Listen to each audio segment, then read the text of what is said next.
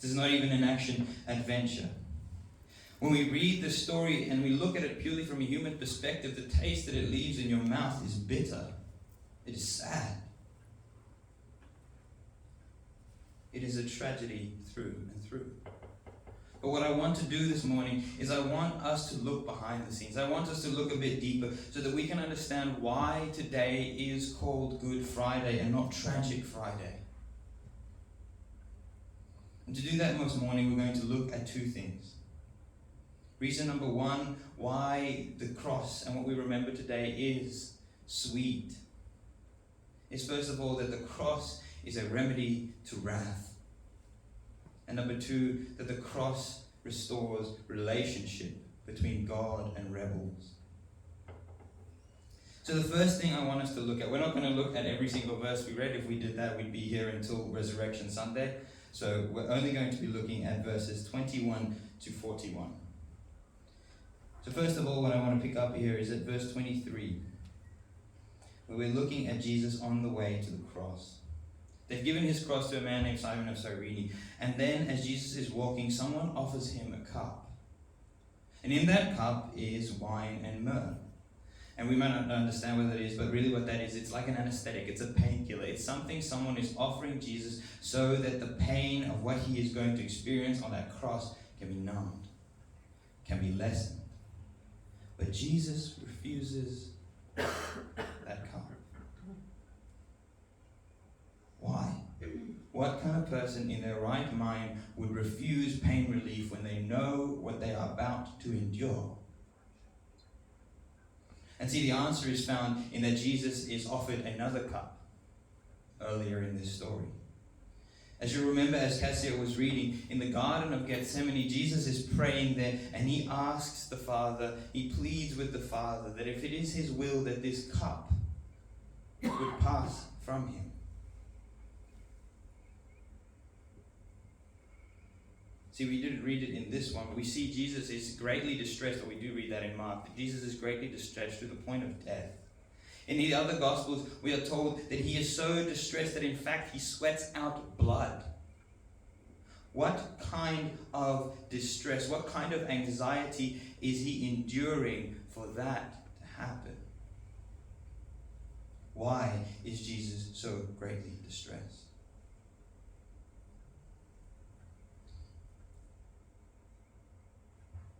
Is it just death?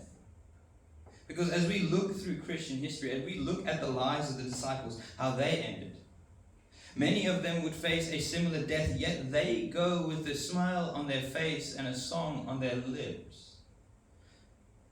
If we look at Christian history, Christians throughout the ages have been thrown to lions. They've been crucified and lit on fire as lights for a garden party.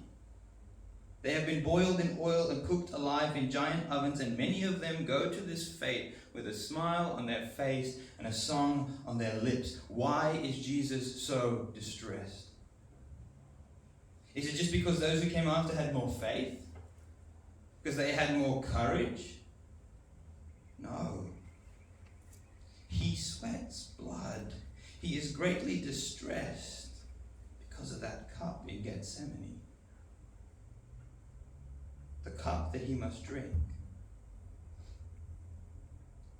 It is not physical suffering or physical death which has Jesus so distressed. And so the question is, what is in that cup? What is in that first cup that makes Jesus so distressed? What is in that first cup that makes Jesus refuse the second cup? In short, it is nothing short of the burning wrath of God against every sin ever committed by every person he has chosen to save. In that cup is the punishment for every evil deed, God's anger for every murder, for every theft, for every abortion, for every injustice committed by every person he has chosen to save. It is a fire of torment and wrath that would melt our minds to imagine. It is the heat of 1,000 suns and the calmness of still waters. It is God's anger against sin. And please don't misunderstand and think that God's wrath, God's anger is anything like our own. See, when we get angry, it is out of this place of emotion. It is out of this imbalance in ourselves. That sometimes we may overreact. We may become too angry, or we become disproportionately angry about something. But that is not the way that God's anger works, or his wrath works. It is perfectly calm. It is perfectly justified. It is perfectly measured. Jesus sweats blood in Gethsemane not because he is afraid of death, not because he is afraid of shame, not because he is afraid of torture, but because he will face God's wrath. That is why Jesus refuses the second cup. That is why Jesus refuses the anesthetic, because no anesthetic is going to numb the pain of what he must endure. Nothing can numb the spiritual torment that he will endure. What Jesus endures on that cross is nothing short of hell. For what is hell other than the wrath of God? But why? Why does Jesus drink this cup? Why must Jesus drink this cup? Why does he choose to do so? And to put it in the most simple and shortest way, not to beat around the bush, it is for the salvation of his people. Because you see, the reality is, and we say this often, but we say it again and again so that it would sink in, that if we all had to stand before God's judgment seat, and if we stand there on our own merit, on the lives we have lived, on how we have loved God and how we have treated others, then we fall short. Each and every single one of us is guilty, deserving of wrath. Just imagine it for a moment. We live in this world of people. We breathe his air, we enjoy his creation, we drink his water, we live in his house. Yet we do not have a minute of thankfulness. We do not have a moment to honor him. There's this documentary on Netflix called The Worst Roommate Ever. And I didn't watch much of it, but one afternoon I came down and Cassie was busy watching this. And the one episode I watched was of this lady who was renting out an apartment. So she owns this apartment and she is looking for a roommate so that someone can help her sort of pay for the bills, pay for the repayments on this apartment. And long story short, she goes through this process. She's looking for someone to come and rent with her, and she finds a guy, and he seems pretty legit. He seems to have his things in order. He seems to have his finances in order. He'd be a good roommate. He'll look after things. He'll be clean. He loves dogs. She loves dogs, right, etc. And so this guy moves in. And not very long passes, and this guy turns out to be terrible. He's moved into her house with her furniture, how she has ordered it, how she has liked it. But within a couple of days, he's moving things around. He's doing it the way he wants to. He's taking some of her furniture, locking it in his room that she can't access it. He doesn't pay his bills. He doesn't help out with any of the repayments on the apartment. He is taking the order she has established and he's twisting it. He's taking the things which is hers and he is taking it for himself, acting like it is his. He is acting like he is a king on his throne in his palace when he does not own a single one of those things. And watching this story, I got genuinely angry. I got genuinely angry at this man. How dare he do that? He should be punished for doing that. He should not be allowed to rent again. He should be kicked out onto the street. So that at least is my emotional, angry response.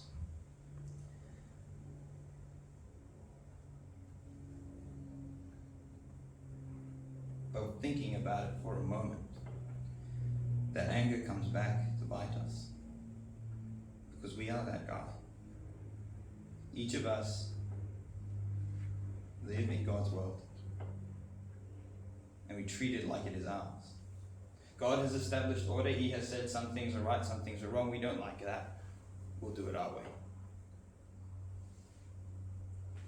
God has created this world, but we act like we are the kings on the throne. We act like we are in the judgment seat and God is the one in the dock waiting for our verdict on him. That is not the case. We are the squatter living in his house,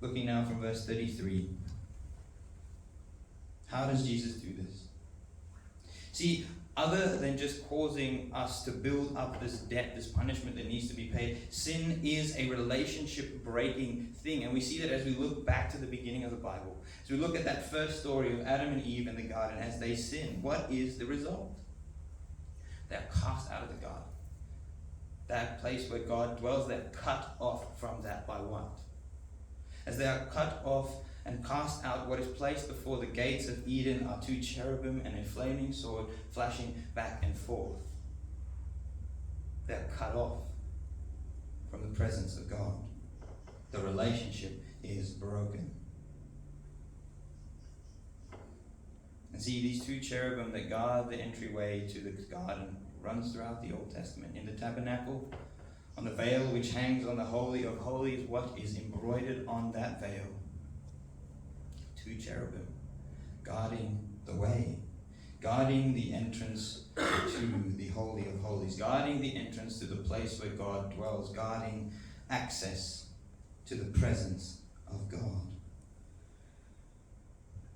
And as we begin to read this story, what do we see? We see that it is dark. That darkness is not just some sort of eclipse or some natural event. No, that darkness is meant to signify the reality that God has turned his face away. The darkness is God-forsakenness. And we see that as well in Jesus' words as he cries out, my God, why have you forsaken me? Let us make clear, number one, that as Jesus cries out those words, it is not as if the Trinity in some way is broken. It is not as if the eternal Son is separated from the Father, but it is true that Jesus in his human nature experiences something of the reality of what it means to be cut off, to be forsaken. And as Jesus is forsaken, as he breathes his last, what happens? As he is cut off, that which cuts us off is cut in two. The veil is torn in two. The significance of that is that that thing which has cut off all of humanity from the beginning of time, from the presence of God, is broken in two. It is torn asunder. Jesus is cut off so that we may be welcomed in. Jesus experiences forsakenness so that we would be welcomed in. Jesus cries, my God, why have you forsaken me? So that we may cry, my God, how have you welcomed me?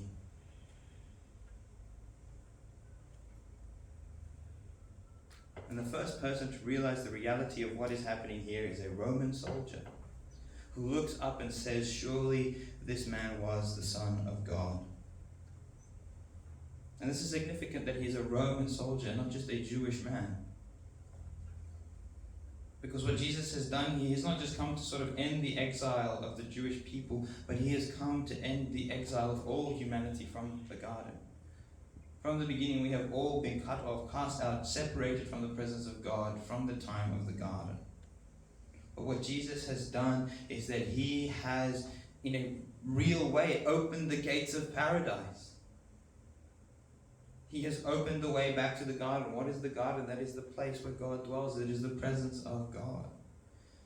But as we will see on Sunday, Jesus has not just brought us back to the garden so that we can go full circle, sin again, and it all begins again. But Jesus has brought creation to its greater end. But that's for Sunday. And that again is why it is Good Friday. It is not Tragic Friday alone. Yes, it is bittersweet. But today we celebrate the fact that we have been granted access once again to the God who is the source, who we have been made for. We were made to find joy, satisfaction, and meaning in him. To live apart from him is torture. It is a half-life. It is to be incompletely human. We have been granted access to the source of all joy and life again. That is why it is a Good Friday. Earlier I said that this event is the greatest tragedy in human history. The darkest day in human history. But how can I say that? How can I say that this moment is a greater tragedy than the world wars, the diseases, cancer, and all those things which have killed millions, billions over history? How can I say that the death of one carpenter on a cross 2,000 years ago is a greater tragedy than all the men who died on the battlefields in Europe? I can say that because this one man is more valuable, more precious, more holy, and more glorious than all of humanity combined. Because this one man is not merely a man, but the God of the universe. The God who upholds every microscopic molecule in your body at every moment. Because that one man is the God who owes us nothing, but out of love offers us the greatest privilege and joy possible. Instead of loving him and cherishing him, enjoying him, we mock him. We beat him, we torture him, we shame him, and we nail him to a cross. If you want to know how humanity feels about God, look at the cross. We do not love God. For when he comes to us, we nail him to a cross. That is why I say the cross is the greatest tragedy in human history.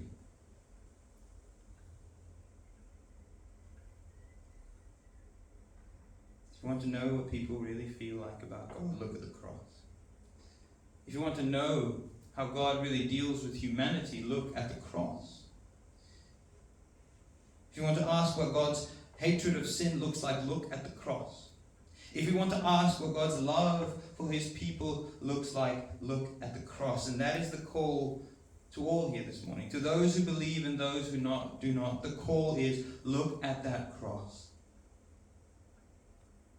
To the one who does not believe, who has not placed their trust in Jesus, look at that cross, for it is your only hope. Know this, that God is just. And when Christ comes again and history is wrapped up, no evil will be left unpunished. No injustice will be left unpunished. No rebellion will be left unpunished. It is either punished on Christ, on that cross, or in the sinner in hell for eternity. But the hope is to all, and especially to the Christian. Look at the cross. See how he drinks that cup with your name on it. And know that punishment is done. It is dealt with. It is finished, as he cries. Hear his cry. My God, why have you forsaken me? And know that because he cries out in forsakenness, we have been welcomed to the table. So as we take communion this morning, as that wine touches your lips, touches your tongue, and you taste that bitterness, remember the greatest tragedy in human history. As you taste the sweetness, and you feel that sweet aftertaste, may you remember that today is truly Good Friday. That guilt is gone. Punishment is dealt with. It is finished. May you know that relationship has been restored and that we are welcomed to the table of our Father because of what he has done. So let us enjoy, boldly approach the throne of our loving Father. Amen. Let me pray for us. Lord, we thank you for your grace and for your mercy. We thank you that today, though it is bittersweet, we can truly say is Good Friday.